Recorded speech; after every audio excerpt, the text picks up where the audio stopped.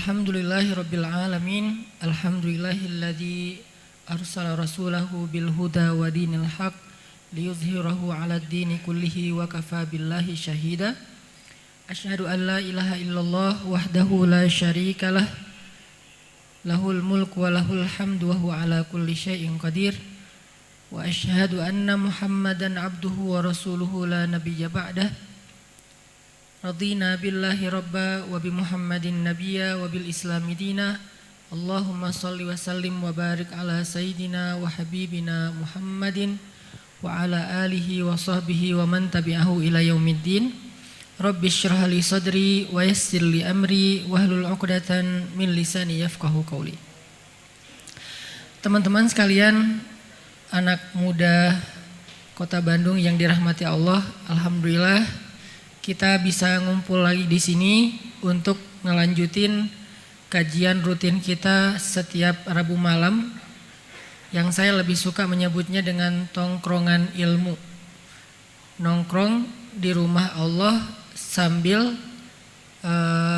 mencari ilmu. Mudah-mudahan, terutama tadi saya ngelihat di depan ada layar terus duduk kayak santai gitu.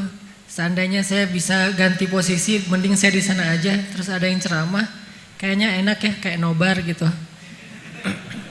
Ini emang suasana yang kita coba kemas semampu kita untuk supaya anak muda itu lebih nyaman duduk di dalam majelis ilmu yang tadinya istilahnya majelis menjadi tongkrongan, karena majelis juga artinya tempat duduk, tempat nongkrong, tempat berkumpul, sehingga majelis ilmu rasa nangkring ya, majelis ilmu rasa nongkrong.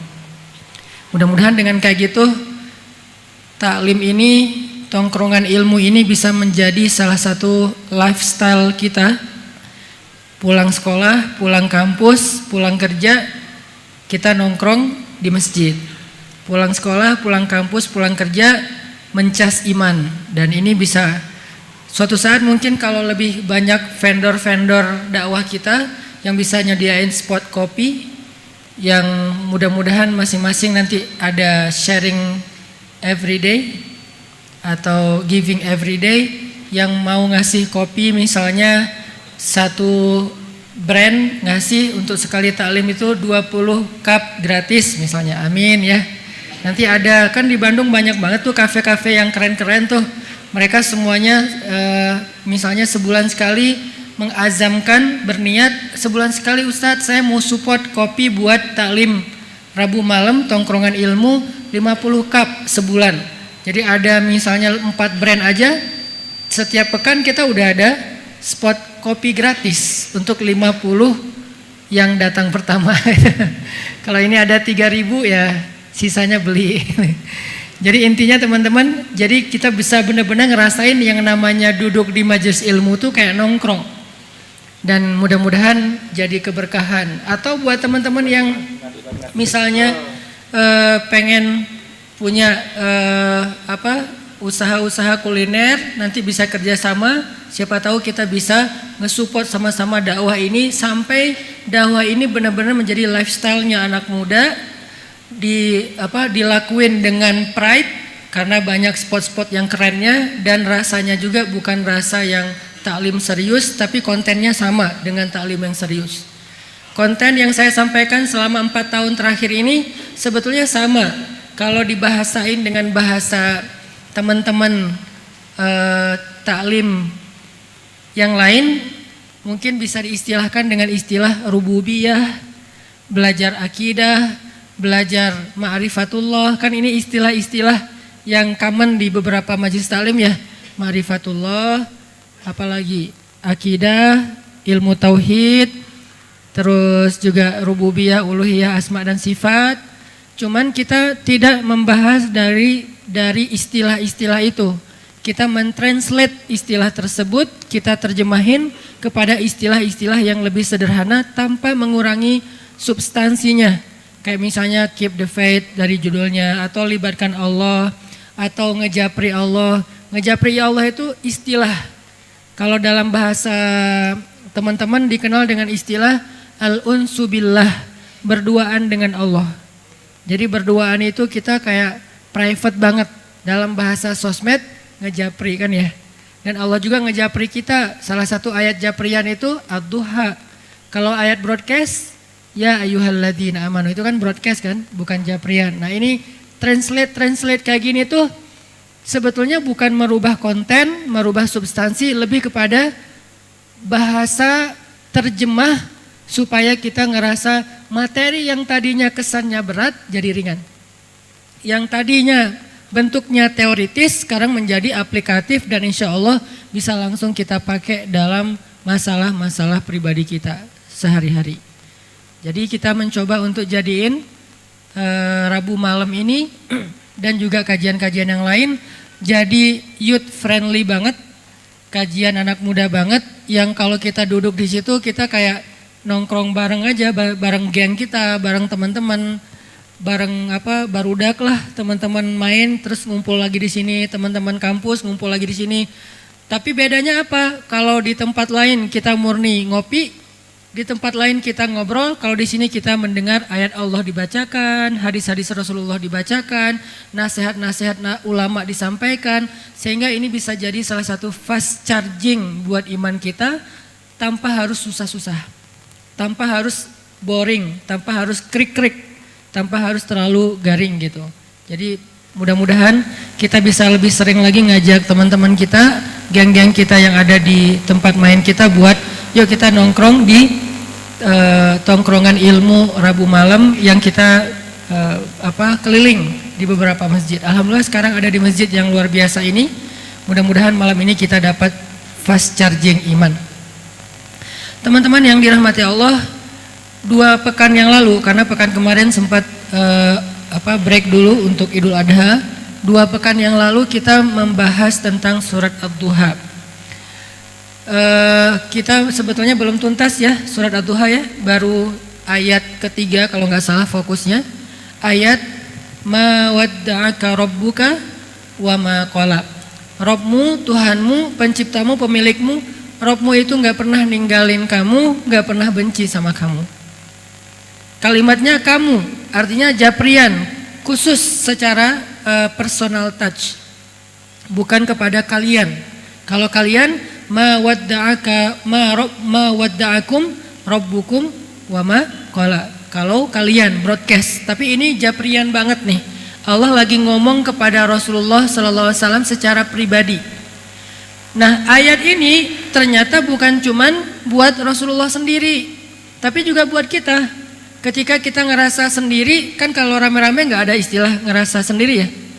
Aku lagi kesepian bersama teman-teman, kan gak ya? Yang namanya kesepian sendiri. Aku lagi kesepian bersama pasangan, kan gak mungkin kan ya? Yang namanya kesepian pasti Jovisa. Istilah lebih smooth. Gak tega bilang jomblo Jovisa, jomblo fisabilillah. Jadi kalau yang namanya sepi atau kayak lonely gitu pasti sendiri, sehingga kalimatnya kamu, engkau.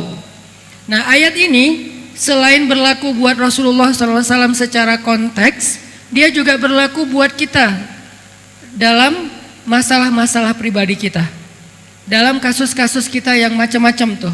Allah kayak ngasih tahu ke kita, hambaku, kamu jangan patah semangat. Aku gak pernah ninggalin kamu.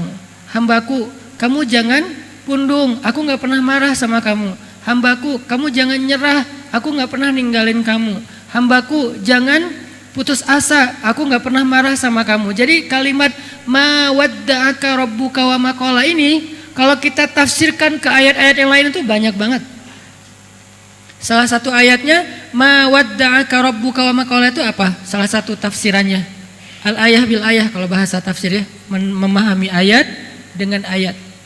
Allah enggak pernah marah kepada hamba-hambanya. Salah satunya qul ya ibadiyalladzina asrafu ala anfusihim la taqnatu min rahmatillah innallaha yaghfirudz dzunuba jami'a. Ini bukti kalau Allah enggak pernah marah kita udah banyak dosa, asrafu ala anfusihim, yang dosanya itu udah nggak kehitung, dosanya itu udah kelewat batas, dosanya itu udah berlebih daripada yang normal orang lain lakuin. Apa dosa yang normal? Dosa lupa, dosa nggak sengaja, itu dosa normal. Tapi ini sengaja, dosa besar berulang-ulang dalam waktu yang cukup lama, bertahun-tahun. Itu namanya asrafu ala anfusihim, udah melampaui batas. Udah segitunya kita ke Allah, Allah masih manggil kita ya ibadi, wahai hambaku. Itu bukti kalau Allah itu wama kola, nggak benci sama kita. Allah tuh nggak pernah benci sama kita. Kalau Allah benci sama kita, maka ketika kita bikin dosa sekali, itu jadi kayak ada alasan banget buat Allah langsung mencelakai kita tuh kan. Jadi bukan saya loh ya yang zalim, dia emang kayak gitu, pantas dibinasain, langsung dibinasain. Kalau Allah udah kayak ada masalah pribadi gitu sama kita. Kan beberapa teologi, beberapa ideologi meyakini bahwa dewa juga kadang-kadang ada masalah dengan hambanya gitu kan, dengan kayak manusia gitu. Ada beberapa mitos lah ya, termasuk mitos di orang Arab jahiliyah, bahwa kadang-kadang dewa mereka tuh kayak ada urusan pribadi, ada sebel pribadi gitu, kayak nyimpen gitu sama manusia sehingga balas dendam. Jadi dewanya balas dendam. Kalau Allah tuh nggak gitu. Wama qala, nggak pernah benci sama kita, nggak pernah benci sama kita. Walaupun kita asrafu, dosanya udah banyak banget, Allah nggak benci sama kita. Bukti nggak benci, Allah masih manggil kita dengan kalimat ya ibadi, wahai hambaku. Padahal kan yang pantas disebut hamba itu kan yang menghambakan diri kan. Yang ibadi itu berarti yang beribadah. Nah kita nggak pernah beribadah, kok dipanggil ibadi? Ini berarti Allah tuh sayang sama kita. Sholat dulu sekian tahun jarang. Sampai kita mau masuk masjid itu kayak kagok banget gitu. Masuk masjid kayak masuk dunia lain. Oh, ini masjid ya. Oh, aku merasakan aura yang apa gitu. Terus baca Quran merinding sendiri. Kenapa? Karena bacanya malam Jumat surat jin. Jadi kayak gitu-gitulah, banyak magic-magicnya, klinik-kliniknya. Kenapa kita kagok banget dengan agama, mau ngomong agama itu kayak rasanya tuh serius amat, jadi kayak nggak asik ngomong agama itu, jadi kayak kaku gitu. Seolah-olah kalau kita mau memuji Allah itu malu-malu, mau bilang alhamdulillah aja malu-malu. Giliran bilang makasih, hatur nuhun, kita nggak pernah malu. Kenapa bilang hatur nuhun, makasih, thank you, syukran, nggak malu, sementara bilang alhamdulillah malu, saking kagoknya kita dengan agama, dengan Allah. Jadi kayak bilang makasih ya Allah tuh kayak malu gitu. Kalau bilang makasih ke teman, kita biasa aja, thanks bro gitu, biasa aja. Tapi kalau ya Allah makasih atau jazakallah, alhamdulillah gitu, kok jazakallah, alhamdulillah gitu tuh kayak rasanya sungkan gitu, malu-maluin. Kenapa? Karena bertahun-tahun kita jauh dari Allah, tapi Allah masih manggil ya ibadi, wahai hambaku. Ini bukti teman-teman kalau Allah itu ma wadda'aka rabbuka wa ma qala. Istilahnya Rob lagi. Kenapa Rob Ustadz? Kenapa enggak Allah? Ma wadda'aka Allahu wa ma qala. Ini kalau kita mau bedah lebih dalam lagi ya. Enggak apa-apa sekali-kali kayak gitu, agak-agak mendalam. Nih ya kalau kita bedah, kenapa ada istilah Rob rububiyah bukan Allah? Ma wadda'aka Allahu wa ma qala. Sebagaimana ketika Allah memperkenalkan diri kepada Musa, yang pertama itu bukan nama, tapi peran. Inni ana rabbuk. Inni ana rabbuk. Itu ayat pertama. Ayat berikutnya innani anallah. Kenapa Rabb dulu baru Allah? Kenapa peran dulu baru nama? Ini nih jadi persepsi berpikir. Lebih baik kita memperkenalkan kebaikan kita dulu kepada seseorang sebelum dia kenal nama kita, supaya dia berkesan kepada kita. Kalau ini dalam bahasa kayak sales, marketing, kita kayak nyebutin produk dulu, kita nyebutin jabatan dulu, baru kita nyebutin nama misalnya, supaya orang trust, ngebangun trust dulu nih. Sama kayak kita sebelum kenal CV-nya, kita jelasin dulu tentang, atau kita lakuin dulu sesuatu kebaikan yang membuat orang interest. Sebelum kita jelasin saya siapa, asal dari mana, lahir tahun berapa, apalagi soal tahun lahir ya, ini agak-agak sensitif. Sarah juga nih, lahir tahun berapa, kalau di bawah, kalau angkanya udah kelipatan kepala 3, ini udah mulai agak-agak sensitif nih. Jadi daripada kita nyebutin lahir tahun berapa, asalnya dari mana, apalagi kalau misalnya saya sebutlah pas saya mau nikah dulu, saya orang Sumatera, mau nikahin cewek Jawa yang karakternya, culture-nya beda banget sama orang Sumatera, dan dia pribadi juga kayak agak-agak karena nggak kenal kali ya, gimana gitu, agak-agak takutnya orang Sumatera mungkin keras, menurut sebagian orang Sumatera mungkin belak-belakan, to the point, ya apa adanya gitu, nggak kayak orang Jawa, Sunda yang mungkin lembut, ngomongnya pelan-pelan, nggak teriak-teriak, kan ada kesan gitunya ya. Nah sebelum dia kenal kalau saya itu orang Sumatera, saya nunjukin dulu dong, pas kenalan saya nggak Sumatera, saya Nyunda banget, orang Bandung katanya, iya. Ternyata Aceh kan ya. Jadi kayak baru ngomong gitu yang ditunjukin mungkin karakter yang dia nyaman dulu. Terus kayak orangnya kayak care gitu. Orangnya tuh pengertian banget. Orangnya tuh dewasa banget, matang segala macam, santun pas bicara. Baru setelah itu ketika saya memperkenalkan, saya tuh dari Sumatera loh. Itu akan jadi excuse buat dia, nggak masalah. Kenapa? Karena udah ngelihat dulu. Oh iya ya, kamu gak apa-apa deh walaupun Sumatera juga, karena kamu orangnya lembut, kamu orangnya santun, kamu orangnya. Jadi Allah itu memperkenalkan diri, Ana Rabbuk. Maksudnya apa? Rabb itu, akulah yang menciptakanmu. Akulah yang ngasih kamu rezeki. Akulah yang menjaga kamu. Akulah yang nolong kamu. Apa terjemahan dari kata Rabb kalau kita breakdown? Rabb itu kalau di breakdown adalah alam yajidka yatiman fa'awa, wa wajadaka dhallan fahada, wa wajadaka ailan fa'aghna, itulah Rabb. Jadi ketika Allah ngomong ma wadda'aka rabbuka wa ma qala, artinya apa? Rabbmu tidak pernah meninggalkanmu, artinya dialah yang selama ini memperbaiki ciptaan pada dirimu sehingga kamu menjadi seorang sosok manusia yang ideal secara fisik. Nabi kan ideal banget secara fisik ya, enggak berlebihan, enggak juga pas-pasan, ideal. Karena yang paling bagus itu bukan pol ya, yang paling bagus itu tawazun, wasatiyah kalau dalam konsep berpikir. Pas banget, Nabi bukan cowok yang paling tinggi di antara sahabat, tapi juga bukan yang paling rendah, pas. Nabi kalau jalan bukan yang paling cepat, tapi bukan yang lola, bukan yang slow banget, pas juga. Ideal banget. Nabi itu kalau bicara bukan yang paling teriak, tapi juga nggak terlalu pelan yang bikin nggak gitu-gitu amat juga sih, pas gitu. Jadi tawazun, sehingga Allah lah sebagai Rabb yang telah menciptakan kamu dalam tawazun, dalam fisik yang ideal, wahai Muhammad. Allah juga yang memelihara kamu, yang nanti dijelaskan di alam yajidka yatiman dan seterusnya.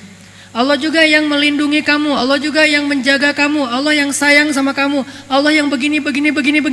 Semua itu adalah bukti bahwa Allah ma wadda'aka wa ma qala, tidak pernah ninggalin kamu, gak pernah benci sama kamu.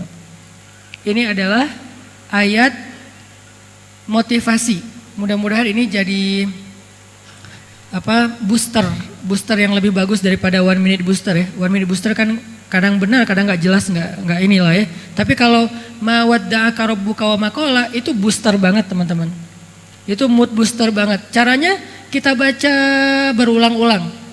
Kalau kita lagi kayak ngerasa kok saya hidupnya gini-gini banget ya, kok Allah nggak nolongin saya, baca lagi wadduha wal laili idza saja ma wadda'aka rabbuka wa ma qala. Rabbmu tuh nggak pernah ninggalin kamu, nggak pernah benci sama kamu. Kok saya kayak hidupnya nggak berhenti dari masalah ya? Kapan sih datangnya pertolongan Allah? Ma wadda'aka rabbuka wa ma qala. Allah tuh nggak meninggalkan kamu, nggak benci sama kamu. Pertolongan itu pasti akan Allah datangkan. Ala inna nasrallahi qarib. Bukankah pertolongan Allah sudah dekat? Kayak gitu diulang-ulang sesuai dengan masalah kita. Jadi teman-teman, itu udah kita bahas kemarin, walaupun ini ada sedikit tambahan analogi gitu, bahwa kita berharap dengan mengulang-ulang kalimat ma wadda'aka rabbuka wa ma qala, kita nggak jadi orang yang gampang putus asa, nggak jadi orang yang gampang menyerah, nggak jadi orang yang gampang patah, nggak jadi orang yang gampang kalah, nggak jadi orang yang gampang marah gitulah ya. Kenapa jadi A semua ya? Jadi intinya ayat itu harusnya menguatkan kita ketika kita lemah, memantapkan hati kita ketika kita galau dengan pilihan hidup, membuat kita berani ketika kita dalam keadaan takut. Ayat itulah yang kemudian diterjemahin di surat yang lain, la tahzan innallaha ma'ana. Sama aja kan? Tuhanmu gak pernah meninggalkan kamu, gak pernah benci sama kamu, dengan kalimat jangan khawatir, karena la tahzan dalam konteks ayat itu khawatir. Jangan khawatir, Allah bersama kita. Jangan khawatir, Allah bersama kita, karena Allah gak pernah marah, gak pernah meninggalin kita. Kan gitu kan ya? Itu sebetulnya dua atau sekian ayat yang sejenis, setipe, semakna, cuman beda redaksi. Jadi kalau kita kaman banget dengan istilah la tahzan innallaha ma'ana, coba kembangin deh kalimat itu dengan surat Ad-Duha. Apa bukti Allah tuh bersama kita? Alam yajidka yatiman fa'awa. Terus siapa yang ngasih kita perlindungan ketika kita sendiri? Kalau bukan Allah bersama kita. Wa wajadaka dhallan fahada. Terus siapa yang ngasih Nabi jalan petunjuk ketika beliau tersesat di dalam padang pasir? Kalau Allah enggak bersama kamu. Wa wajadaka ailan fa'aghna. Terus siapa yang ngasih Nabi makan ketika beliau kelaparan kalau Allah enggak bersama dengan beliau? Jadi la tahzan innallaha ma'ana, arti lainnya adalah ma wadda'aka rabbuka wa ma qala. Itu teman-teman pemahaman dari surat Ad-Duha. Buat saya pribadi, surat Ad-Duha itu surat motivasi banget. Kalau saya lagi sedih, kalau saya lagi galau, kalau saya lagi sakit hati, kalau saya lagi sebel, kalau saya lagi boring banget, baca ayat itu sedikit banyak tergantung kita ya. Sedikit banyak akan mempengaruhi mood kita. Jadi mood lagi, jadi semangat lagi, jadi bergairah lagi, jadi optimis lagi. Itu harusnya Ad-Duha itu jadi kayak gitu. Itu baru namanya tadabbur Al-Quran. Sekarang kita pelajari gimana cara jadiin Ad-Duha itu sebagai penyemangat bagi kita dalam masalah-masalah kita. Oke. Sekarang kita lanjutkan kalimat berikutnya dari surat Ad-Duha. Tapi sebelumnya coba teman-teman buka dulu surat Al-Qasas. Surat 28. Surat Al-Qasas. Kita coba terjemahin surat Ad-Duha dengan pemahaman yang ada di dalam surat Al-Qasas.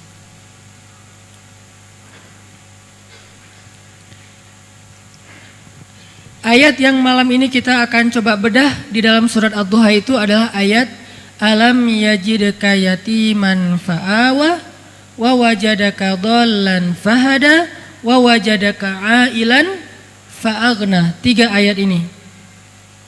Apa hubungan antara 3 ayat ini dengan ayat ketiga, yaitu ma wadda'aka rabbuka wa ma qala? Apa hubungannya? Ayat berapa sih yang alam yajidka? Ma wadda'aka rabbuka wa ma qala wal akhiratu khairul laka minal ula wala sawfa yu'tika rabbuka fatarda. Alam yajid. Ayat ke-6 ya. 6, 7, 8 kan? Ayat 6, 7, 8 ini adalah ayat pembuktian terhadap ayat ketiga. Jadi Allah bilang di ayat ketiga, Allah gak pernah ninggalin kamu, gak pernah benci sama kamu. Apa buktinya? Kan gitu ya. Buktinya adalah, bukankah dulu kamu dalam keadaan yatim Muhammad, lalu Allah memberimu keluarga yang menjadi naungan? Bukankah dulu kamu pernah tersesat di padang pasir Muhammad, lalu Allah memberi kamu jalan supaya kamu sampai ke tujuan? Bukankah dulu kamu pernah kelaparan Muhammad, lalu Allah kasih kamu rezeki atau makanan? Itu bukti bahwa ma wadda'aka rabbuka wa ma qala. Nah, jadi ayat 6 dan 7 dan 8 itu adalah ayat renungan untuk kita teman-teman. Kalau kita mulai meragukan kebesaran Allah, kita mulai meragukan pertolongan Allah, kita mulai meragukan janji-janji Allah, coba kita pakai 3 ayat itu untuk menjawab pertanyaan. Bukankah kita dulu pernah yatim? Arti yatim, seorang diri. Lahir ke bumi, jarang kan diantara kita yang lahirnya kembar. Rata-rata lahir anak tunggal gitu kan. Lahir sendiri, terus bagaimana kita bisa kemudian tumbuh?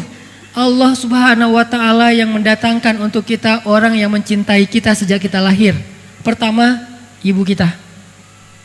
Ah, itu mah udah biasa Ustaz. Enggak. Kalau Allah enggak masukkan rasa cinta ke dalam hati ibu kita, maka dia akan membuang kita di parit. Dan itu banyak adegan kayak gitu. Kalau Allah enggak mendatangkan rasa cinta ke dalam hati ayah kita, mungkin ada adegan seorang ayah yang memukul anaknya sampai mati hanya gara-gara anaknya rewel di malam hari. Kalau Allah enggak memasukkan rasa cinta di dalam hati ibu atau ayah kita, mungkin kita sudah dimasukkan ke dalam kulkas sampai membeku dan meninggal. Kalau Allah enggak memasukkan rasa cinta ke dalam hati ayah dan ibu kita, mungkin kita akan dibiarkan kelaparan atau ditaruh di rumah yang akhirnya kelaparan meninggal sendiri, orang tua kita pergi. Atau ditaruh di depan panti asuhan, atau ditaruh di tong sampah, ditaruh di bawah jembatan dan seterusnya dan seterusnya. Kalau Allah enggak sayang kepada kita, maka Allah tidak akan memasukkan rasa cinta itu di dalam hati orang tua kita. Sehingga dengan rasa cinta yang Allah titipkan di dalam hati ibu dan ayah kita, muncullah adegan seorang ibu yang memeluk anaknya ketika kapal mereka tenggelam. Muncullah adegan seorang ibu yang memeluk anaknya dan melindungi anaknya di bawahnya ketika rumahnya roboh. Muncullah adegan seorang ibu yang menyelamatkan anaknya walaupun dia yang celaka. Muncullah adegan seorang ayah yang seharian gak makan demi menyimpan uang itu supaya bisa membeli susu anaknya di malam hari. Muncullah adegan pengorbanan ayah, pengorbanan ibu, itu semuanya bukti bahwa alam yajidka yatiman fa'awa. Allah yang menskenariokan jadi kayak gitu. Kalau Allah cabut sedikit aja rasa kasih sayang, maka orang tua kita cuek sama kita. Cuek mulai dari kebutuhan makan kita, cuek dengan kebutuhan tempat tinggal kita. Nggak ada seorang ayah yang berjuang gimana caranya dia punya rumah untuk anaknya yang nyaman buat anaknya berlindung dari matahari, hujan dan panas dingin. Dia cicil rumah siang malam, dia kerja banting tulang karena cicilannya itu nggak sehari 2 hari, 15 tahun. Apa alasan seorang ayah itu mencicil rumah 15 tahun dan setiap akhir bulan dia itu stres mikirin cicilan kalau bukan karena sayang kepada anaknya? Apa alasan seorang ayah memasukkan anaknya ke sekolah yang harga bulanannya aja, harga SPP-nya aja mahal banget? Udah gitu beli ayah itu kayaknya rasanya beli buku anak itu di awal ajaran baru, di tahun ajaran baru tuh kayak seneng gitu ngebeli buku anak, beli pensil anak, beli pulpen anak, beli baju seragam anak. Itu kayak puas banget buat ayah. Dari mana muncul rasa kepuasan ini? Dari cinta. Siapa yang mengilhamkan cinta di dalam hati ayah dan ibu? Allah. Itu bukti alam yajidka yatiman fa'awa. Jadi Allah gak pernah ninggalin kita. Ustadz, tapi ada kasus seorang anak ditinggalkan oleh ibunya, ditinggalkan oleh ayahnya, atau ayah dan ibunya wafat ketika dia masih kecil. Lalu Allah datangkan yang lain, kakeknya mungkin. Allah datangkan yang lain, pamannya mungkin. Allah datangkan yang lain, ayah angkat atau orang tua angkatnya mungkin. Allah datangkan, gak pernah berhenti. Karena kalau itu berhenti, maka kita gak akan bisa tumbuh menjadi anak yang dewasa seperti sekarang ini. Kita udah gak dapat apa-apa, kita udah celaka dari kecil. Kenapa ada adegan seorang ayah yang mati-matian mencari sampai mendonorkan ginjalnya demi untuk mengobati anaknya yang sakit?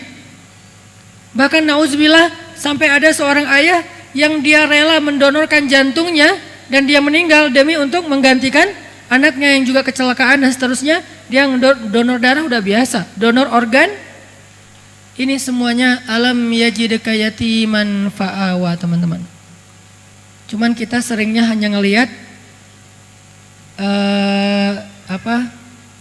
kurirnya saja, lupa kepada pengirim. Ya, ada teman ngirim kita hadiah, misalnya yang kita seneng banget, misalnya kayak kaos gitu ya. Tadi pas jalan sama dia kita kayak ngelihat sebuah kaos yang kayaknya tipe kita banget lah. Warnanya, brandnya, kita kayak bangga banget kalau bisa pakai kaos itu.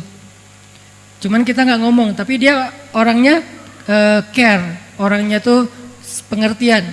Akhirnya pas kita ulang tahun misalnya atau pas kita dapat nilai bagus atau apalah momennya, tiba-tiba dia ngirim kaos itu. Karena nggak bisa ketemu kita, dia ngirim pakai kurir, digosenin sama dia. Kurir ini dibayar nggak? Dibayar dong.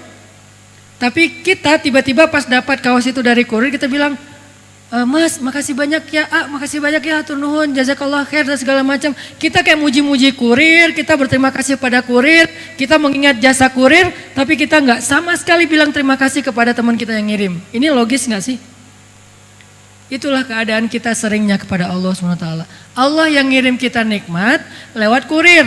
Kurirnya bisa bernama ayah, bisa bernama ibu, bisa bernama keluarga, bisa bernama pasangan, bisa bernama atasan, bisa bernama teman, sahabat. Kita bisa berterima kasih kepada mereka sebagai orang yang berjasa dalam hidup kita, tapi kita nggak bilang makasih ke Allah dalam bahasa alhamdulillah, dalam bentuk penghargaan ke Allah itu lebih rajin ibadah. Ini berarti kita lupa siapa yang sebetulnya ngirim kebaikan itu untuk kita. Kita lebih ingat orang yang membawanya, padahal dia juga dibayar. Orang yang membawa itu, kurir itu juga dibayar. Allah membayar ibu kita. Dengan apa? Bahwa setiap tetes susu ibu kita itu adalah kifarat dosa buat dia. Allah membayar ayah kita. Dengan apa? Setiap tetes keringat ayah kita itu kifarat dosa buat dia. Bukan berarti kita nggak perlu berbakti, bukan ya. Tapi maksudnya kalau ke mereka aja kita begitu berterima kasih, terus gimana dengan Allah yang kita Allah itu nggak dapat untung apa-apa untuk dari kita. Harusnya kita lebih bersyukur kepada Allah seandainya kita bisa banget menghargai kebaikan kedua orang tua kita. Coba sok kita sebagai anak, kalau dalam doa muhasabah disebut nama ibu kan gampang banget kan berlinang air mata. Kenapa? Karena kita terharu banget dengan pengorbanan ibu kita. Karena kita respect banget dengan pengorbanan ibu kita. Karena kita tahu banget pengorbanan ibu kita. Bisa nggak kayak gitu ketika nama Allah disebutkan? Malah lebih dari ibu harusnya. Idza dzukirallah wajilat qulubuhum. Kalau disebut nama Allah, hatinya tuh wajilat. Arti wajilat itu langsung kayak gitu. Jadi ketika disebut nama ibu itu udah nggak kuat lagi pasti.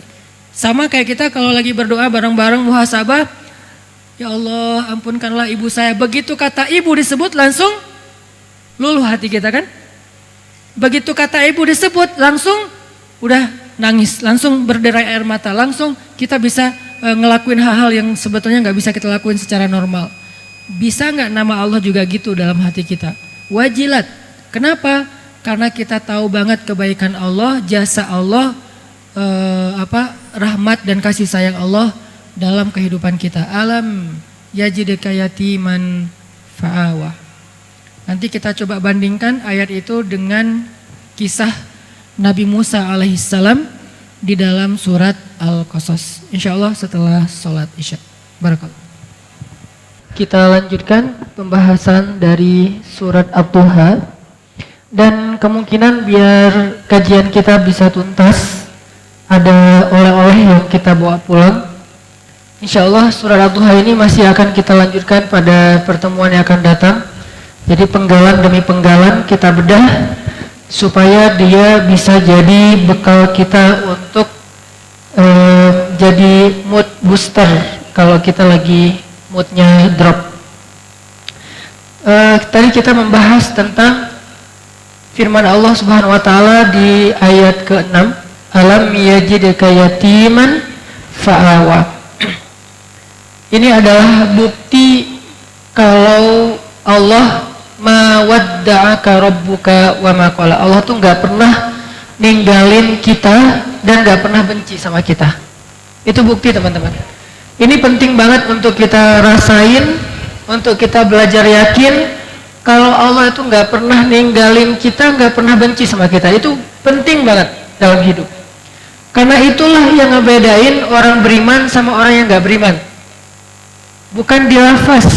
Karena orang yang tidak beriman juga mengatakan asyhadu alla ilaha illallah. Kok bisa Ustaz? Namanya orang munafik.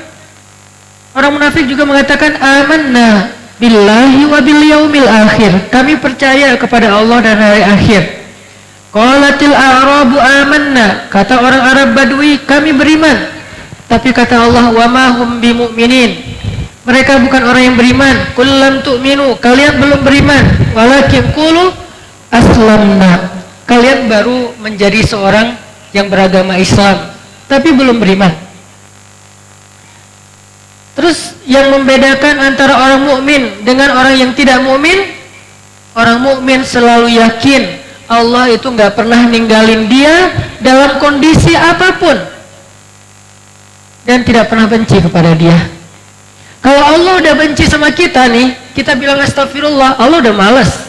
Sama kayak kita benci sama orang kan, semuanya jelek kan di mata kita. Kalau udah benci, udah ada ghillan, bukankah salah satu doa kita terhadap sesama muslim itu ولا تجعل في قلوبنا غلا للذين آمنوا.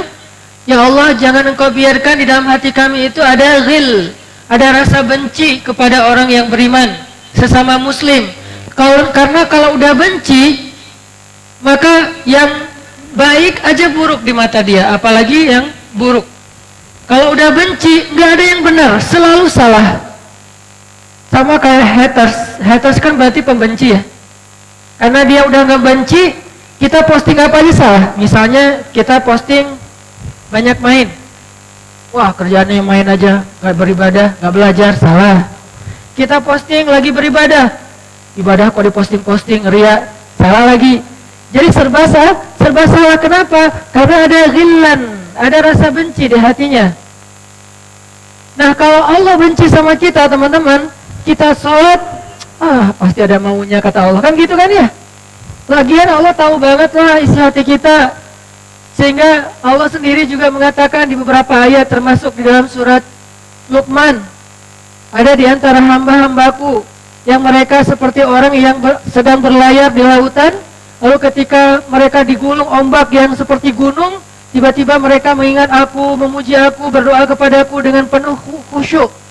Tapi ketika mereka selamat di daratan, mereka melupakan aku. Jadi Allah tuh sebetulnya tahu, kadang-kadang kita tuh modus banget. Kadang-kadang kita tiba-tiba rajin tahajud gara-gara mau ujian nasional. Kita tiba-tiba jadi sedekah gara-gara mau tes wawancara. Tiba-tiba kita jadi tilawahnya bagus, belajar tahsin segala macam karena mau lamaran. Kenapa?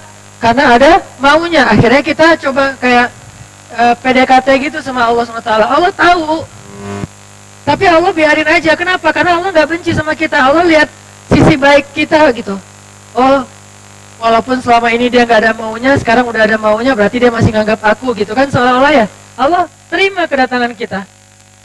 Kita udah mentok dengan dosa-dosa, akhirnya dosa itu bikin kita celaka. Gara-gara dosa hutang kita 100 miliar, gara-gara dosa kita jadi sakit, gara-gara dosa kita akhirnya jauh dari orang-orang baik, gara-gara dosa rumah tangga kita berantakan.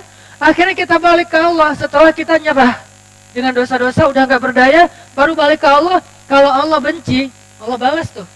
Tapi Allah nggak benci, Allah terima. Baru kita berjalan ke Allah selangkah, Allah udah berlari ke arah kita. Baru kita mendekat ke Allah sejengkal, Allah udah mendekat ke kita sehasta.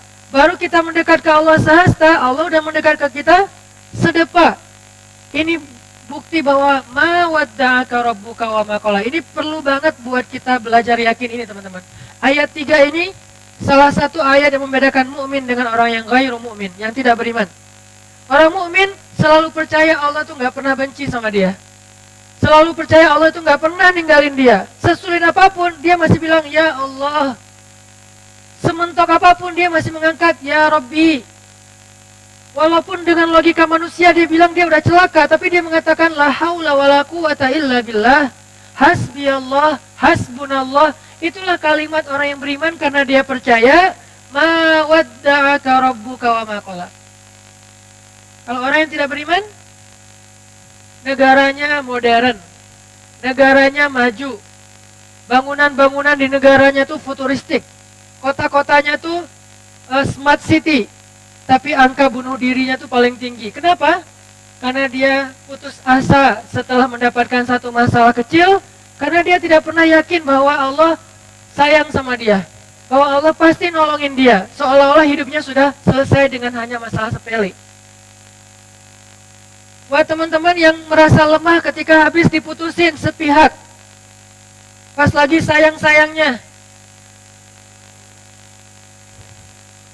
hidup kita belum berakhir. Ada yang nggak pernah mutusin kita, yaitu Allah Subhanahu Wa Taala. Allah nggak pernah mutusin kita. Ma wadda'aka rabbuka wa ma qala. Apalagi lagi sayang-sayangnya sama Allah terus diputusin, nggak mungkin. Kalau makhluk lagi sayang-sayangnya diputusin, mungkin. Dan itu nggak enak banget. Jadi curhat. Itu kalau misalnya lagi kayak gitu diputusin nggak enak banget. Tapi ke Allah nggak bakalan teman-teman.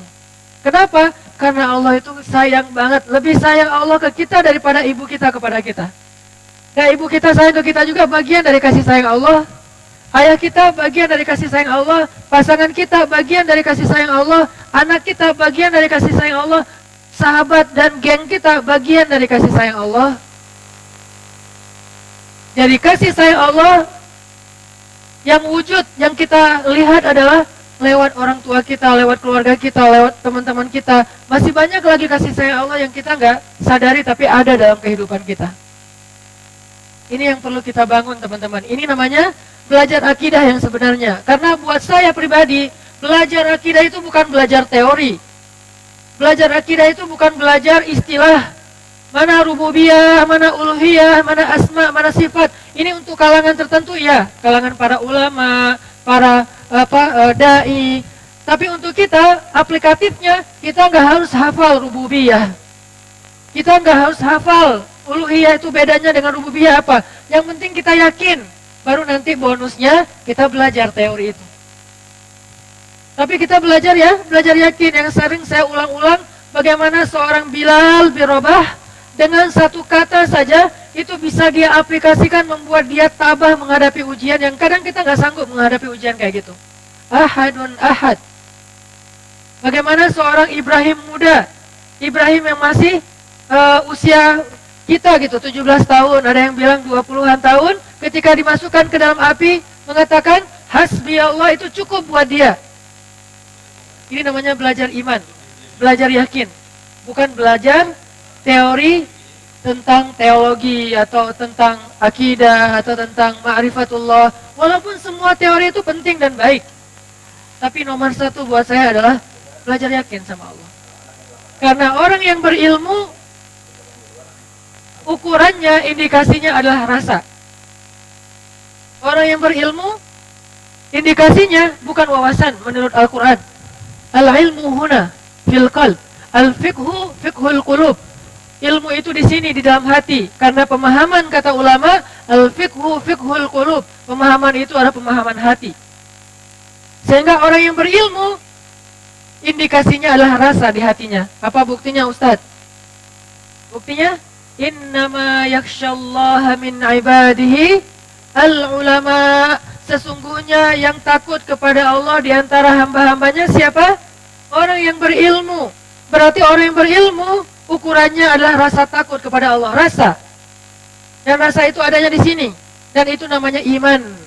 Salah satu di antara cabang iman, al-khawf, al-hub, al-raja, al-mahabbah, dan seterusnya, dan seterusnya. Itu bagian dari iman. Al-khasyah, al-khawf, itu semuanya bagian dari iman. Sehingga ketika kita belajar iman, kita belajar akidah, kita belajar ma'rifatullah, artinya kita belajar yakin sama Allah. Sesederhana itu, teman-teman. Wah, berat juga ya ilmu ma'rifatullah. Berat teorinya. Tapi lebih berat lagi memasukkan teori itu ke dalam hati. Dan kalau itu berhasil, maka walaupun teorinya kita lupa, apa sih kemarin ayatnya, apa sih kemarin hadisnya, mungkin kita bisa lupa. Tapi rasa itulah yang akan mengarahkan hidup kita siratul mustaqim atau justru melenceng, dhalin atau maghdubi alaihim, na'udzubillah min dzalik. Jadi makanya teman-teman, ayat ma wadda'aka rabbuka wa ma qala, coba kita ulang-ulang, kita hayati, kita belajar yakin, harus sampai ke tingkat enggak mungkin Allah benci sama saya. Enggak mungkin Allah dendam sama saya. Sehingga enggak ada lagi pertanyaan apa sih maunya Allah? Nggak ada lagi pertanyaan, Allah nggak fair sama saya. Nggak ada lagi pertanyaan, Allah kok gitu sih sama saya, Allah kok nggak adil sih. Nggak ada lagi pertanyaan-pertanyaan seperti itu. Nggak ada lagi pertanyaan-pertanyaan seperti itu. Karena kita yakin, ma wadda'aka rabbuka wa ma qala. Allah tuh nggak pernah ninggalin kita, nggak pernah benci sama kita. Kalau kita lapar, ingat Allah, ya Allah saya lapar. Kalau kita galau, ingat Allah, ya Allah pilihkan untuk saya yang terbaik. Yang hijabnya ala Turki atau yang hijabnya ala Arab. Yang pakai cadar atau yang pakai jilbab doang. Kalau kita galau, minta ke Allah, ya Allah pilihkan untuk saya yang pakai pakaiannya kuplukan atau yang pakai kopiah. Kan dua-duanya juga baik ya, insya Allah.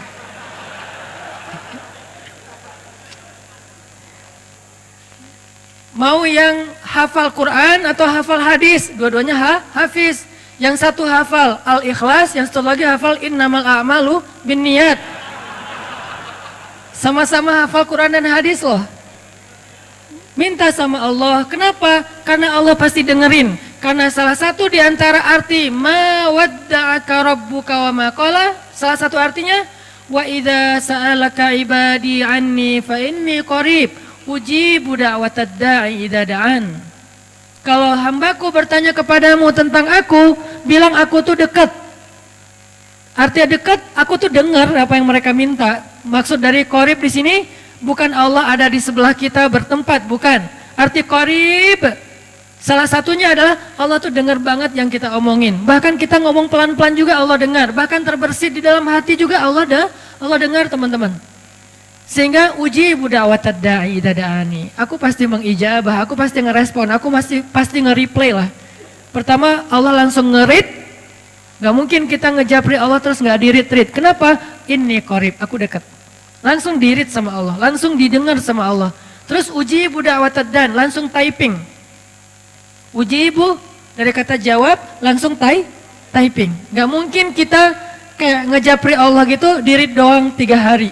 Itu mah dia banget, cek. Allah tuh nggak mungkin gitu, langsung typing. Ujib, arti ujib di situ present continuous tense, langsung. Nggak sampai future tense, future-nya tuh setahun, nggak.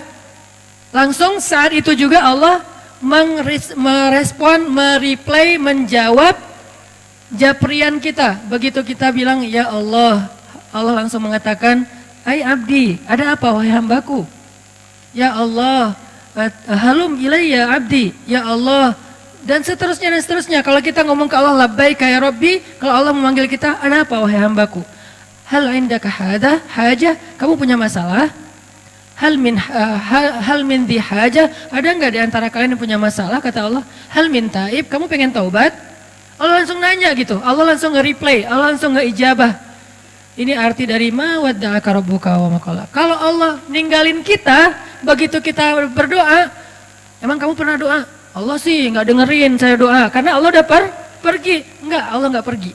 Allah qaribun ujibu da'watat da'i idza da'an, sami'un basirun alimun khabirun latifun raufun wadud. Semua kalimat ini bahwa Allah itu dengar banget yang kita minta, teman-teman. Jadi jangan putus asa untuk begini. Capek aja saya berdoa Allah nggak dengar. Berarti kita nggak percaya dengan ayat 3 surat Ad-Duha. Ma wadda'aka rabbuka wa ma qala. Berarti kita nggak percaya dengan ayat wa idza sa'alaka ibadi anni fa inni qarib. Minta aja sama Allah. Yakin deh sama Allah. Kita aja bisa yakin sama makhluk, masa sama Allah enggak? Makhluk aja bisa sangat menjaga perasaan kita, masa Allah enggak? Makhluk aja nepatin janji banget, masa Allah enggak? Makhluk aja komitmen, masa Allah enggak? Allah lebih daripada makhluk pastinya, karena tidak ada makhluk yang serupa dengan Allah. Allah ala kulli syai'in qadir, azimun, dalam segala sesuatu maha besar. Sehingga teman-teman, jadikan ma wadda'aka rabbuka wa ma qala iman. Bukan cuma hafalan, iman. Ketika kita lagi galau gitu, ninggalin gak ya pekerjaan ini ya? Tinggalin gak ya cara-cara yang gak benar kayak gini ya? Galau kan? Soalnya kalau kita tinggalin untungnya lumayan. Terus yang kita pekerjaan yang halal belum jelas. Kalau kita kerjain, ntar Allah marah. Kan kayak galau gitu kan ya? Harusnya di situ mah gak perlu galau. Galau itu dalam hal sama-sama baik, itu galau. Kalau hak dan batil nggak perlu galau sih sebetulnya, cuman oke lah, karena kita manusia biasa. Galau di situ, bilang ma wadda'aka rabbuka wa ma qala. Artinya apa Ustadz dalam konteks kegalauan saya tadi? Artinya kalau kita pilih pilihan Allah, Allah pasti nanti akan menghargai kita dengan ganti yang lebih baik setelahnya. Yakin deh, yakin. Karena Allah nggak pernah ninggalin kita. Tapi kalau kita berpihak sama Allah, memilih pilihan Allah, sedangkan Allah kayak pergi gitu, lagi kemana gitu, lagi sibuk, kan kita kayak rugi gitu kan? Terus gak diwaro gitu sama Allah, gak mungkin. Ketika kita memilih pilihan Allah, Allah langsung bantu kita. Wa may yattaqillah. Siapa yang memilih pilihan Allah? siapa yang taat sama Allah, siapa yang menjalani perintah Allah, siapa yang meninggalkan larangan Allah. Ini kan semuanya arti takwa kan? Wa may yattaqillah. Kalau kita taat sama Allah dalam hal menjalankan perintah, meninggalkan larangan, meninggalin hal-hal yang Allah nggak suka, yaj'al lahu makhraja, pasti dikasih jalan keluar. Nggak mungkin nggak, mustahil 100% pasti dikasih jalan keluar. Pasti. Kata pasti ini jangan cuma diucapkan dengan lisan. Kata pasti ini harus masuk ke dalam hati kita. Di sini berlaku kalimat pasti, bukan insya Allah. Karena insya Allah itu berlaku dalam urusan kita. Tapi kalau dengan Allah, Allah sendiri yang berjanji. Dan janji Allah itu pasti Allah penuhi. Enggak juga sih, terserah Allah. Kadang dipenuhi, kadang enggak. Berarti kita berburuk sangka kepada Allah. Enggak, kalau dalam hal ini sunnatullah, udah ketetapan Allah, pasti dipenuhi. Tapi kalau dengan makhluk, enggak bisa. Gimana pun dia mau komitmen, harus ada insya Allah, harus ada izin Allah dong. Tapi kalau ini emang Allah sendiri yang ngomong, gimana mau pakai insya Allah lagi? Allah berjanji akan memberi saya jalan keluar, insya Allah. Ini agak-agak unik ya. Allah berjanji mau ngasih kita jalan keluar, insya Allah. Terus Allah masih butuh izin gitu? Enggak butuh. Udah aja kalau Allah berjanji namanya pasti. Hakul yakin, bukan lagi sekedar zon, bukan lagi sekedar kayak wacana gitu, kayak janji-janji kosong gitu, kayak gombal gitu, bukan. Benar-benar hakul yakin. Nah, kata pasti inilah yang harus kita masukkan ke dalam hati kita, teman-teman. Sehingga kita percaya banget, udahlah nggak usah khawatir, hidup sama Allah mah aman. Hidup sama Allah mah terjamin. Hidup sama Allah mah tenang aja. Kenapa? Allah lah sebaik-baik yang menepati janji. Ma wadda'aka rabbuka wa ma qala. Jadi surat Ad-Duha itu semua ayat yang kita bedah nanti intinya adalah ayat ketiga. Itu yang kita pengen mantepin, pengen masukin ke dalam hati kita. Kita masukin dengan kalimat wadduha, kita masukin dengan kalimat wal laili idza saja, kita masukin dengan kalimat walal akhiratu khairul laka minal ula. Kita masukin dengan kalimat wala saufa yu'tika rabbuka fatardha, dan seterusnya. Intinya adalah ma wadda'aka rabbuka wa ma qala.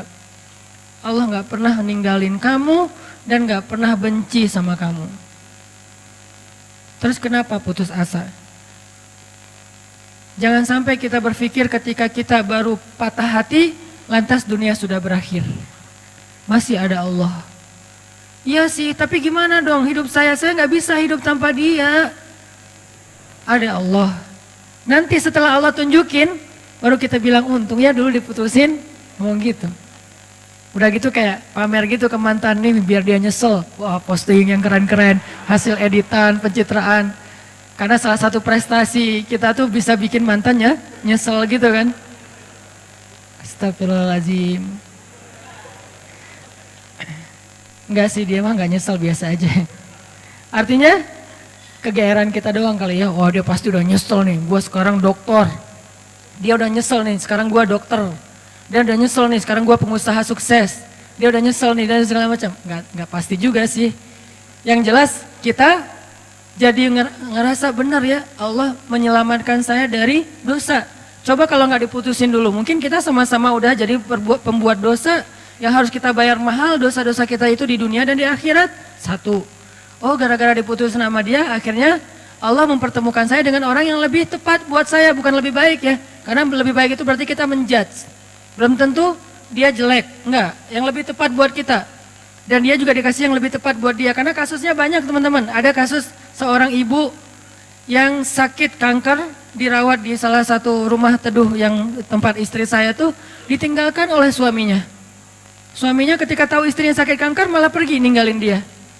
Tapi di kasus yang lain justru ada seorang suami setia banget nungguin istrinya, ninggalin semua pekerjaannya, tinggal di Bandung untuk jaga istrinya berobat. Padahal istrinya udah nggak bisa menyenangkan dia sama sekali, tapi dia setia kepada istrinya. Ini kan masalah Allah lebih tahu ya masa depan kita bakalan kayak gimana, kasus-kasus kita bakalan kayak gimana. Bisa aja dengan pasangan yang Allah kasih sekarang, dia lebih sabar dengan proses kita dalam pekerjaan, nggak survive, gagal lagi, bikin usaha ini rugi, bikin usaha itu rugi. Tapi dia nggak pernah ngeluh. Bukankah dia lah pilihan Allah buat kita? Nggak usah ngeluh, kalau gitu ujian. Artinya ada aja pasti kebaikan yang kita lihatlah sisi baiknya. Dan itu bukti kalau Allah alam yajidka yatiman fa'awa. Nah sekarang coba alam yajidka yatiman fa'awa ini kita lihat dalam kasus Nabi. Goalsnya sama. Goalsnya supaya kita percaya sama ma wadda'aka rabbuka wa ma qala, itu intinya ya. Nah dalam konteks sirah Rasulullah SAW, kalau kita mau memahami alam yajidka yatiman fa'awa dengan membaca sirah, itu keren banget. Allah tuh benar banget ngomong alam yajidka yatiman fa'awa. Rasulullah lahir dalam keadaan yatim, Allah lah yang memfa'awakan Nabi. Dengan cara apa? Pertama Allah masukkan rasa cinta ke dalam hati kakeknya. Sehingga kakeknya menganggap Nabi sebagai cucu kesayangan di antara cucu-cucunya. Lalu Allah masukkan rasa cinta ke dalam hati ibundanya. Oh biasa Ustadz, banyak ibu yang gak sayang sama anaknya. Nah sekarang ibunya sayang banget sama anaknya. Aminah sayang banget kepada Muhammad SAW. Yang ketiga nih yang agak unik nih. Allah masukkan rasa cinta itu ke dalam hati ibu susunya. Halimah dari Bani Sa'di atau Sa'diyah namanya. Halimatus Sa'diyah. Kan ceritanya Halimah tuh mereka dari kabilah Sa'di itu, dari orang-orang pedalaman, biasanya suka ada musim kerjanya, suka ada kerja musiman. Nah kerja musiman itu apa? Nyusui anak-anak orang terpandang di kota Mekah. Sehingga beberapa cewek dari Bani Sa'di itu, pada musim menyusui mereka datang, yang mereka udah bisa menyusui, mereka datang ke Mekah mencari anak-anak orang terhormat di Mekah untuk disusui. Tujuannya dua. Satu, mendapatkan bayaran dari profesi itu. Kedua, bisa mengikat hubungan kekeluargaan antara keluarga si perempuan ini dengan keluarga bayi tersebut yang ayahnya adalah kepala kaum. Itu tujuan menyusui pada masa itu. Dan kalau sudah diikat persaudaraannya jadi kayak koalisi gitu, jadi geng gitu kan. Kalau ada sesuatu yang terjadi kepada keluarga ini, nanti yang akan ngebelain mereka itu adalah kabilah yang mereka sudah punya hubungan tadi tuh. Mu'akhad namanya, atau punya kayak perjanjian gitu. Nah, ketika perempuan-perempuan, cewek-cewek dari Bani Sa'di datang ke Mekah, di antara mereka ada Halimah, mereka kan nyebar tuh. Sesuai dengan rekomendasi dari temennya, yang kenal dari sebelumnya, punya link apa segala macam. Datang ke rumah-rumah orang-orang terpandang di Mekah. Terus cewek-cewek itu pada satu persatu mendapatkan bayi untuk disusui. Ada yang dapat bayi dari anak orang kaya, ada yang dapat bayi dari anak pemuka kaum, ada yang dapat bayi dari seorang anak yang dermawan, apa dan segala macam, banyak lah. Pokoknya banyak keuntungan. Kecuali Halimah. Ketika yang lain udah dapat bayi-bayi keren, kamu dapat siapa? Saya dapat anak kepala suku itu. Wah beruntung sekali kamu. Berarti keluarga kamu sekarang punya ikatan dengan suku yang paling kuat. Kan keren ya. Pertama bangga, kedua nggak ada yang berani dengan keluarga ini. Karena dia punya link kepada kabilah yang kuat. Kayak gitu berlaku dulu tuh. Terus kayak apa istilahnya ya? Zimmah. Nah saya baru ingat. Zimmah. Jadi punya jaminan dari keluarga itu. Jadi nggak ada yang berani. Terus kalau kamu dapat siapa? Saya dapat anaknya Fulan. Wah anak orang kaya dong, dibayar gede dong. Alhamdulillah kalau bahasa sekarang, untung. Tapi giliran Halimah ditanya, kamu dapat siapa? Muhammad. Muhammad siapa? Ayahnya udah wafat. Hah kamu ngambil anak yatim? Terus yang bayar siapa? Gak ada. Hah kasihan banget sih kamu gitu kan ya kalau bahasa kita ya. Halimah diantara ibu-ibu susu yang lain seolah-olah kesannya dapat yang paling tidak menguntungkan. Tapi ternyata kebalikannya. Kenapa Halimah kok memilih Muhammad di antara banyak anak bayi yang ada di Mekah? Karena begitu ngelihat Muhammad, Halimah langsung jatuh hati. Itu namanya fa'awa. Allah yang menjadikan Halimah jatuh hati kepada Rasulullah. Langsung jatuh hati. Akhirnya Halimah nggak peduli anak ini yatim atau enggak, nggak peduli dibayar apa enggak, nggak peduli keluarganya kuat, kabilahnya atau enggak. Yang jelas saya sayang banget sama anak ini. Itu yang Allah lakukan dengan Halimah. Dipeluk oleh Halimah, Bahkan Halimah memperlakukan Nabi Muhammad kecil lebih baik daripada ibu-ibu susu lain memperlakukan bayi mereka karena dibayar, karena profesional. Kalau ini bukan profesional, ini cinta. Lebih dalam daripada sekedar profesi. Dan kayak gitulah cara Allah melindungi Rasulullah. Seandainya Rasulullah punya harta waktu itu, seandainya ayah Rasulullah masih hidup waktu itu, maka Rasulullah mungkin akan dititipkan kepada ibu susu profesional. Tidak sekeren Halimah. Tapi berhubung dia nggak punya harta, berhubung dia ayahnya udah meninggal, berhubung kakeknya itu nggak bisa membayar ibu susuan, akhirnya yang muncul, yang menyusui Muhammad kecil, justru seorang perempuan paling baik di antara semua ibu-ibu susu yang ada waktu itu. Yang paling ikhlas, yang paling tulus, yang kasih sayangnya paling besar, yang paling sayang kepada Rasulullah karena nggak ada motif yang lain. Ini cara Allah tuh keren banget ya. Kalau cara kita, nih gimana nih, kasihan anak kita nggak ada uang, kasihan anak kita nggak ada, kabilahnya nggak kuat, kasihan. Itu kan cuma logika kita. Ini namanya ilmiah. Tapi ada robbaniyah, ada logika ilmiah, ada logika robbaniyah. Kalau logika robbaniyah apa? Alam yajidka yatiman fa'awa. Itulah yang kita berlakukan dalam hidup kita kadang teman-teman. Kadang-kadang kita kan pakainya logika ilmiah ya. Gimana nanti kalau sakit nggak ada jaminan? Gimana nanti kalau udah lulus tapi nggak ada jaminan? Gimana nanti kalau ayahnya meninggal terus nggak ada warisan? Gimana? Ikhtiar mah ikhtiar aja. Cuman iman nggak boleh ngikutin ikhtiar, dia terpautnya ke langit, ikhtiar itu di bumi. Udah aja yakin sama Allah, alam yajidka yatiman fa'awa. Saya anak tukang pangkas, tapi kuliah di Mesir.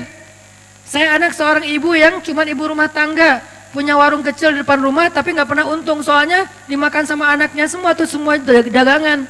Jual apa? Mak, boleh ambil.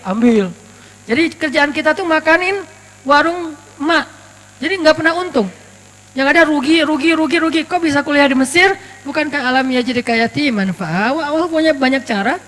Bisa aja Allah kasih caranya dengan saya ada sedikit prestasi dalam bidang tarik suara gitu. Musabakoh maksudnya. Bidang musabakoh kayak alhamdulillah pas tampil bukan karena saya ngajinya bagus, kebenaran musabik itu mutasabik. Peserta yang lain asal tampil serak wae. Yang ini serak, yang ini salah baca. Ya udah alhamdulillah menang ya. Bukan karena bacanya keren, karena yang lain lagi nggak fit. Walaupun didoain juga sih, ya Allah serak dong please. Pas ngaji, jadi agak-agak kurang ikhlas juga namanya musabakoh anak-anak ya, kayak atlet gitu karena semangat, jatuh, jatuh gitu. Jadi artinya kayak tadi lah tanding Pevi Sanggu tadi nonton sama teman-teman. Begitu yang Jepang kan pas Sanggu yang street itu, yang pas Jepangnya main, yang keempat kan bagus semua tuh. Landingnya bagus, sempurna, skornya 8,7 tinggi-tinggi gitu. Pas yang kelima, ya Allah jatuh beneran. Wah akhirnya kita kayak bahagia gitu kan, lawannya jatuh gitu kan, berarti Sanggu bisa naik nih. Sanggu juga jatuh.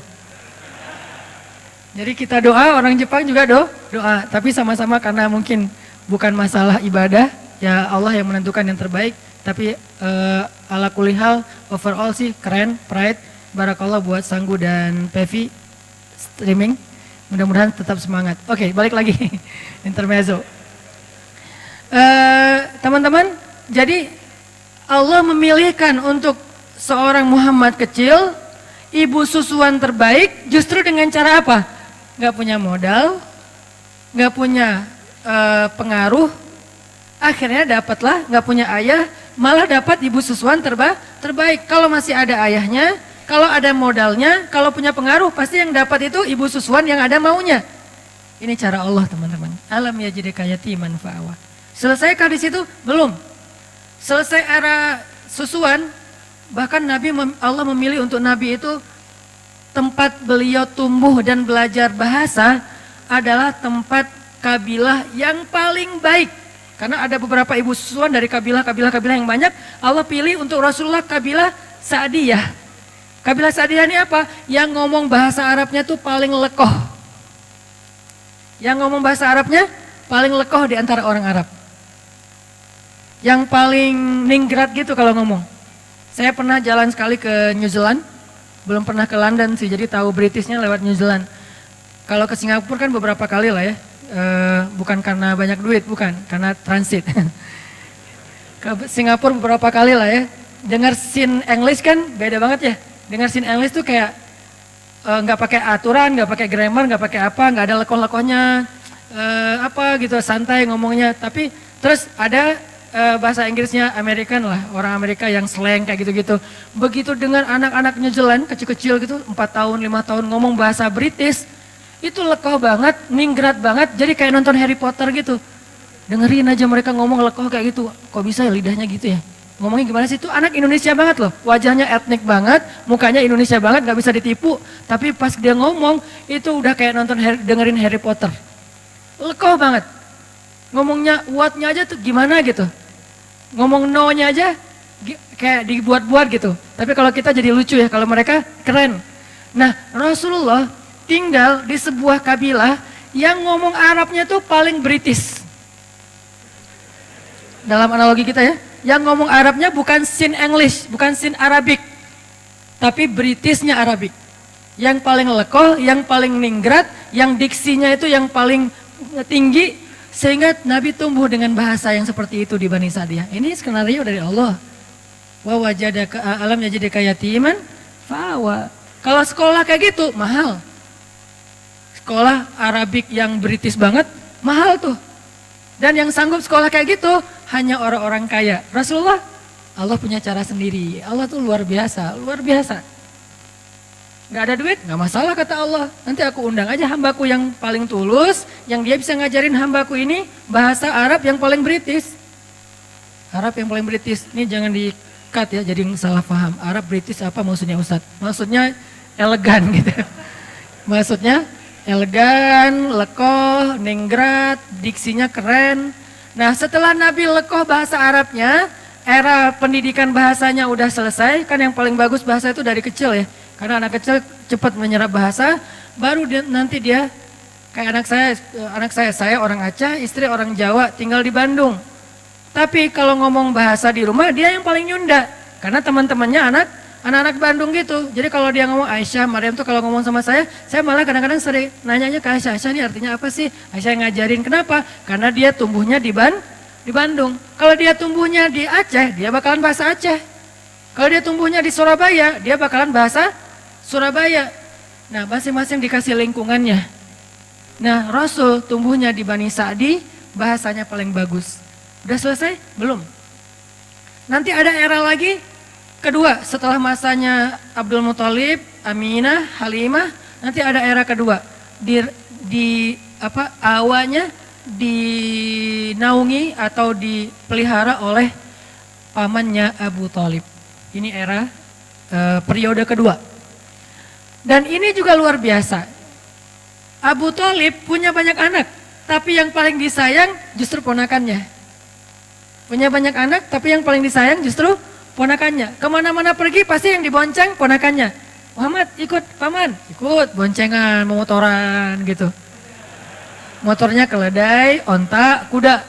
Memotoran aja keliling Mekah, ke Suriah dulu namanya Damaskus, kemudian ke Yaman. Yang dibawa motoran sama Abu Thalib touring kemana-mana itu siapa?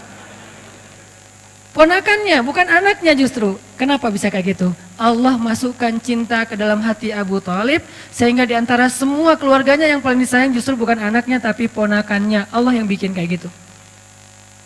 Sehingga karena sayangnya Abu Thalib kepada Rasulullah kecil, Muhammad kecil, akhirnya Abu Thalib tuh mikirin banget pendidikan Muhammad kecil. Mikirin banget. Gimana ya cara anak ini jadi seorang pemimpin? Anak-anak yang lain gak gitu-gitu amat. Tapi yang ini difikirin sama kayak seorang ayah mikirin nanti dia SD-nya di mana yang bagus ya? Browsing, banding-bandingin, komparasi yang satu dengan yang lain, harga, kurikulum segala macam kan ya? Nanti SMP-nya di mana ya? Nanti dia belajar ini di mana ya? Nanti dia belajar itu di mana ya? Sama kayak sekarang saya mikir anak saya nanti kalau yang dia laki-laki dia harus bisa satu. Buat saya pribadi ini subjektif banget ya. Karena saya mengkader dia rambutnya harus panjang, keriting, berarti dia surfing, skateboard. Karena model rambut udah dapet nih, kayak reggae banget lah ya. Surfing, skateboard harus bisa. Berarti belakang rumah saya harus bikin mini ramp biar dia latihan sendiri gitu. Satu. Dari sisi mainnya. Dari sisi intelektualnya mulai sekarang karena istri memang sama-sama belajar di Mesir diajarin bahasa Arab. Jadi kita kalau ngomong rahasia dengan istri di rumah udah ketahuan sama anak-anak, tahu. Walaupun mereka nggak bisa ngomong bahasa Arab tapi ngerti kalau kita ngomong bahasa Arab. Saya misalnya bilang mau sesekali makan mie instan gitu kan ya. Kan biar anak-anak nggak ikut-ikutan, saya ngomongnya rahasia sama istri, pakai bahasa Arab, saya pengen makan makarona gitu ya. Baba mau makan mie instan ya, gitu langsung. Ketahuan, nggak bisa rahasia-rahasiaan lagi, atau mau keluar gitu. Kita keluar berduaan yuk, tapi pakai bahasa Arab. Gitulah pokoknya. Jadi kita keluar berduaan yuk, nggak usah bawa anak-anak, pasti ketahuan. Kita mau ditinggal, kata mereka. Jadi karena udah dilatih di rumah dari sisi intelektualitasnya, bahasanya, nggak harus lancar ngomong tapi ngerti secara listening. Terus Al-Qur'annya, pokoknya bagian saya mah main aja, bagian yang tadi pendidikan, apa segala macam, istri aja lah. Ngafal Quran, ngafal hadis, bahasa Arab, yaudah sama Umi aja deh. Sama Baba apa? Yuk kita jalan yuk kita main yuk. Bagian seru-seruan gitu. Supaya dia nanti, kalau saya cita-citanya, anak saya tuh, kalau laki-laki, tampilan reggae, tapi instalasi di dalamnya tuh, softwarenya Mekah. Jadi anak main tapi hafal Quran, pengennya mah, ya namanya juga orang tua kan ya. Nah Abu Thalib mikir banget buat Muhammad kecil. Gimana anak ini jadi seorang leader, gimana anak ini jadi seorang yang luar biasa, pemimpin umat, itu difikirin sama Abu Thalib. Kenapa kok bisa gitu-gitu amat? Allah titipin Muhammad kepada Abu Thalib. Alam yajidika yatiman fa'awa. Allah yang titipin. Kalau Allah titipin itu udah keren banget, udah pasti. Sehingga di sebelah Ka'bah itu teman-teman, sebelah Ka'bah itu ada sebuah spot, sebuah tempat kongres para ketua kabilah, pemimpin kabilah di Mekah, namanya Darun Nadwah, itu di sebelah Ka'bah. Kalau sekarang mungkin jadi kayak makam Ibrahim gitu kan, kalau yang pernah umroh, daerah-daerah situ. Jadi sebelah Ka'bah ada tempat orang-orang kepala suku Mekah itu sering bikin kongres. Bikin meeting, bikin apa, ngomongin tentang kota Mekah, ngomongin tentang perdagangan, ngomongin tentang politik, ngomongin tentang perang, dan seterusnya. Semuanya di situ, namanya Darun Nadwah. Nah biasanya setiap ketua kabilah, kalau pergi ke Darun Nadwah itu, mereka bawa anak kesayangannya yang laki-laki, sebagai kaderisasi. Jadi pendidikan pada masa itu tuh bukan sekolah formal, ikut ayahnya, itu pendidikan pada masa itu. Bukan sekolah formal tapi ikut ayahnya, sehingga biasanya anak laki-laki nggak akan jauh-jauh dari ayahnya, anak perempuan nggak jauh-jauh dari ibunya. Sehingga Nabi SAW ternyata selalu dipilih oleh Abu Thalib di antara anak-anaknya untuk ikut Abu Thalib ke Darun Nadwah. Yang lain milih anak laki-lakinya, Abu Thalib milih ponakannya. Coba, ngapain dipilih ikut dalam Darun Nadwah? Nanti di Darun Nadwah dia duduk di sebelah Abu Thalib. Duduk di sebelah Abu Thalib, dengerin gimana cara komunikasi dalam sebuah musyawarah, meeting, kongres, gimana cara meyakinkan orang kepada pendapat kita, gimana cara komunikasi yang santun, gimana cara debat yang baik, gimana cara ngatur pemerintahan, gimana tentang politik, gimana tentang jihad, gimana membangun koalisi, gimana, itu Muhammad semuanya dengerin di sebelah Abu Thalib. Kebenaran Abu Thalib yang paling bijak di antara ketua kabilah. Jadi dia kayak belajar langsung ke legend-legendnya gitu. Belajar langsung ke legend-legendnya. Di situ nanti ada Abu Jahal, walaupun belum musuhan ya. Abu Jahal masih dikenal Abu Al-Hakam. Jadi kalau ngeluarin kata-kata itu syair semua. Nabi jadi ngedengar, oh gitu ngomong yang diksinya bagus. Oh gini ngomongnya yang punya wawasan. Oh gini ngomongnya yang menyampaikan teori, analogi segala macam. Muhammad belajar kayak itu. Sehingga ketika Muhammad pulang ke rumah, anak-anaknya Abu Thalib mengupdate berita tentang politik Mekah lewat Rasulullah. Muhammad tadi ngomong apa di sana? Gitu coba. Padahal ayahnya sendiri kepala suku, tapi ayahnya memilih Muhammad kecil. Alam yajidika yatiman fa'awah. Allah itu udah sebaik-baik pembuat rencana lah pokoknya. Ini harusnya menjadikan kita makin belief, makin yakin sama Allah. Kalau diserahin urusan kita ke Allah itu emang dahsyat. Ketimbang kita bikin sendiri, kita nggak apa-apa merencanakan hidup sendiri, merencanakan masa depan sendiri, nggak apa-apa. Tapi tetap serahin ke Allah urusan apa? Urusan jalannya. Jangan sampai kita melenceng. Karena begitu kita melenceng dan menganggap melenceng itu yang lebih menguntungin kita, berarti Allah udah gak terlibat dalam hidup kita. Dan kalau Allah udah gak terlibat, mentok nanti ujung-ujungnya.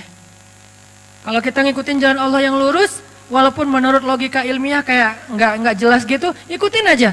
Karena emang jalan Allah itu unik, sering banyak surprise gitu kan ya. Sama kayak Rasulullah, kok gitu sih harus yatim dulu? Kan nggak tahu nih alasannya. Pas tahu, oh iya ya, ternyata dengan yatim justru dapat Halimah. Kok gitu sih yatim, dengan yatim justru dapat Abu Thalib. Dan seterusnya dan seterusnya. Ini era Abu Thalib. Ada 3. Nanti ada era yang ketiga, Khadijah. Inilah era paling romantis, paling manis dalam hidup Nabi. Era Khadijah.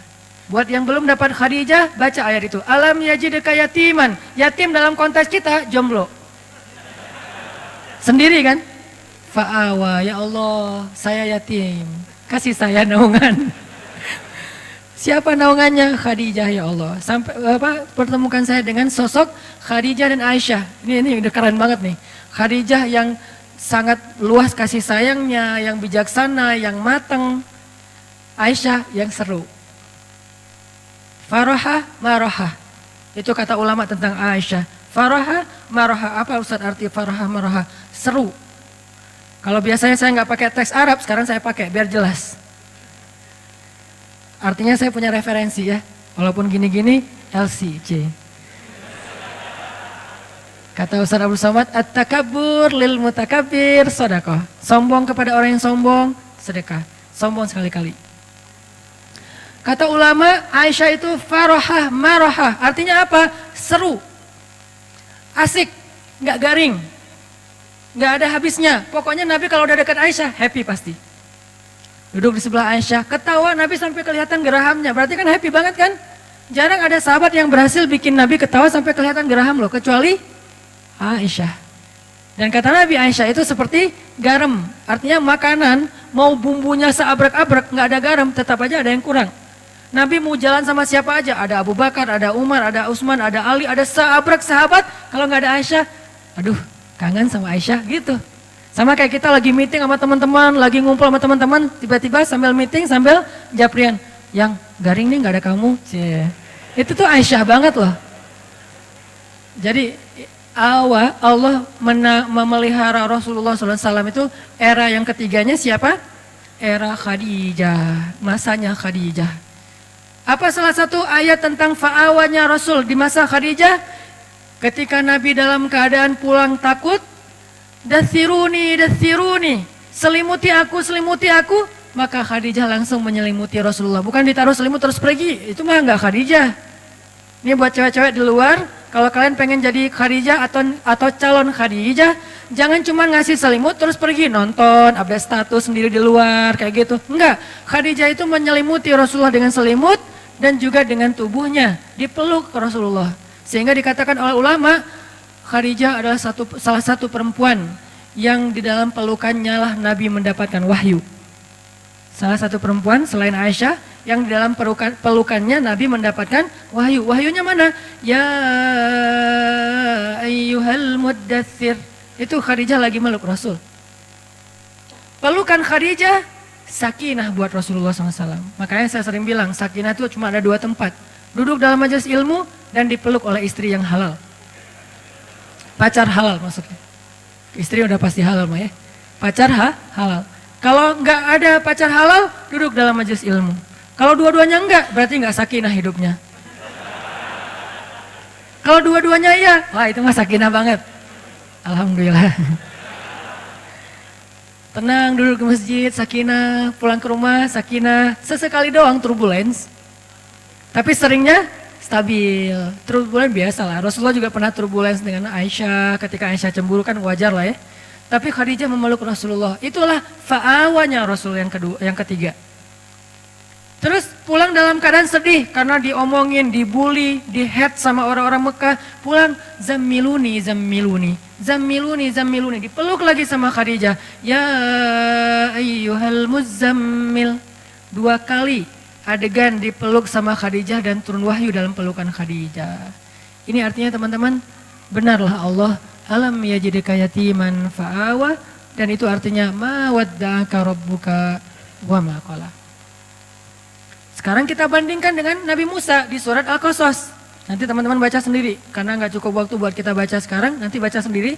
Di surat Al-Qasas, di halaman keduanya, paling atas tuh, satu halaman, Allah mengisahkan bagaimana seorang Musa yatim, bukan yatim dalam arti nggak punya ayah ya, yatim dalam arti sendiri, dihanyutkan ke sungai Nil.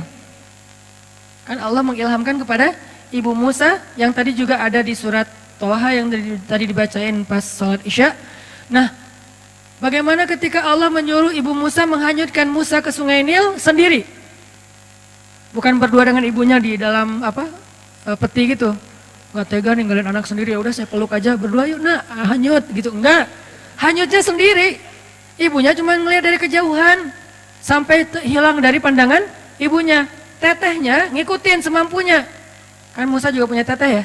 Tetehnya ngikutin mana adek. Begitu hanyut, tujuan hanyutnya buat apa? Tujuan dihanyutkan menghindari dari Fir'aun kan itu kan ya, niat manusia. Tapi Allah punya cara kan? Kita punya keinginan, Allah punya keinginan. Dan keinginan Allah tidak mungkin ditolak. Dihanyutkan di sungai Nil menjauh dari Fir'aun. Qadarullah malah masuk ke sebuah selokan sampai ke istana Fir'aun. Ini nih, kok gini ya caranya ya? Nah, hidup kita kadang kayak gitu teman-teman. Gak mau sama dia, amit-amit sama dia. Dia juga yang jadi akhirnya sama kita. Hati-hati ya. Ini salah satunya nih. Gitu banget. Ya Allah, please jangan dia. Please jangan dia. 4 kali, please jangan dia. Saya cuma sekali aja. Ya Allah, please dia aja. Jadi, kenapa? Ya Allah, bukankah engkau yang mempertemukan Musa dengan Fir'aun? Bukankah engkau yang menitipkan Musa kepada istri Fir'aun? Maka titipkanlah aku ke dia. Beda, redaksi doa ustadz lah ya. Kita kalau doa ke Allah itu kadang-kadang boleh memakai sejarah teman-teman. Karena doa-doa para anbiya itu pakainya sejarah banget. Ya Allah, zat yang mendengar lirihnya suara Yunus di dalam perut ikan. Sejarah kan? Ya Allah, zat yang tidak membiarkan Ibrahim terbakar di dalam kobaran api. Ya Allah, zat yang memberikan Musa jalan keluar ketika berada di depan laut.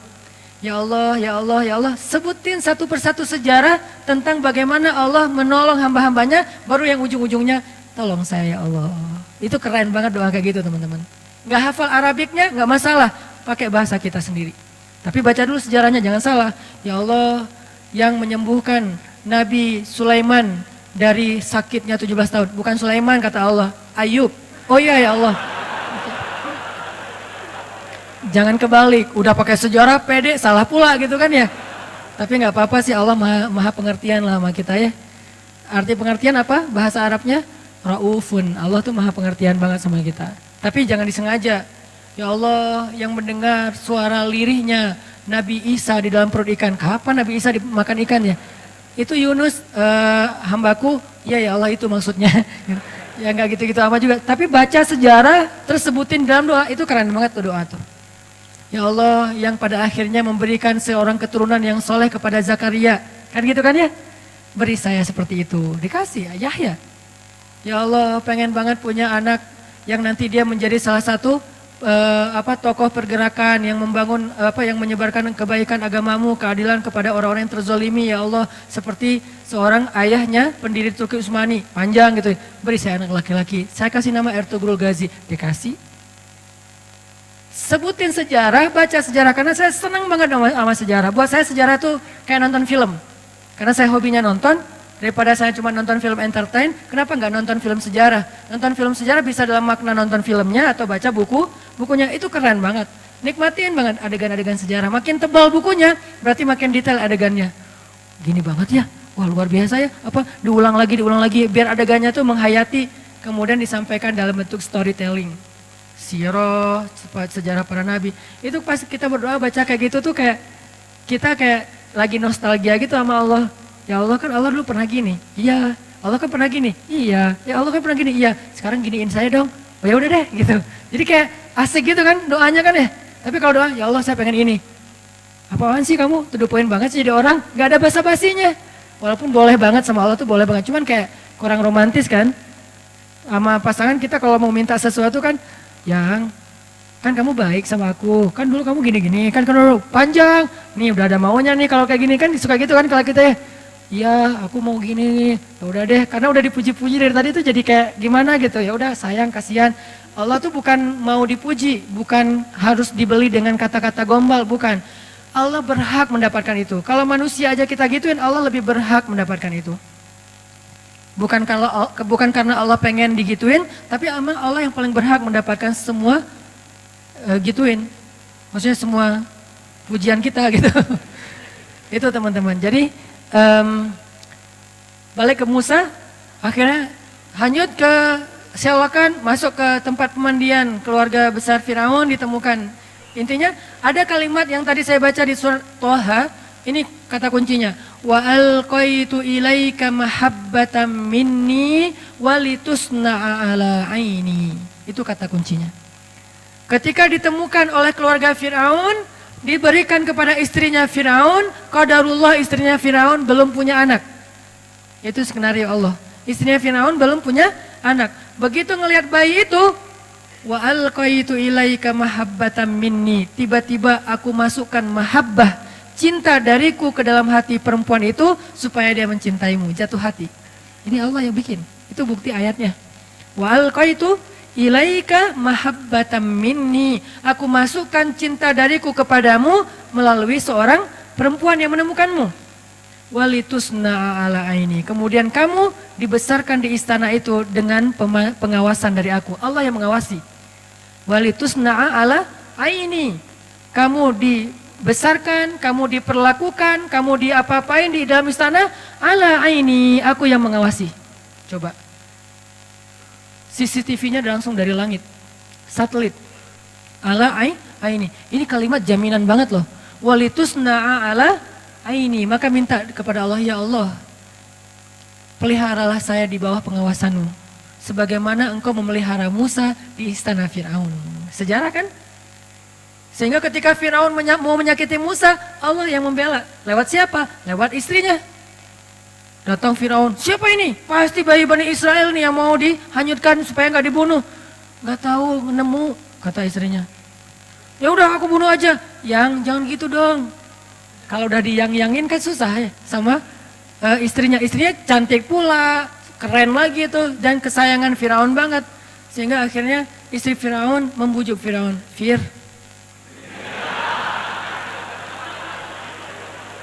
kata istrinya, Qurratu ainin li walak.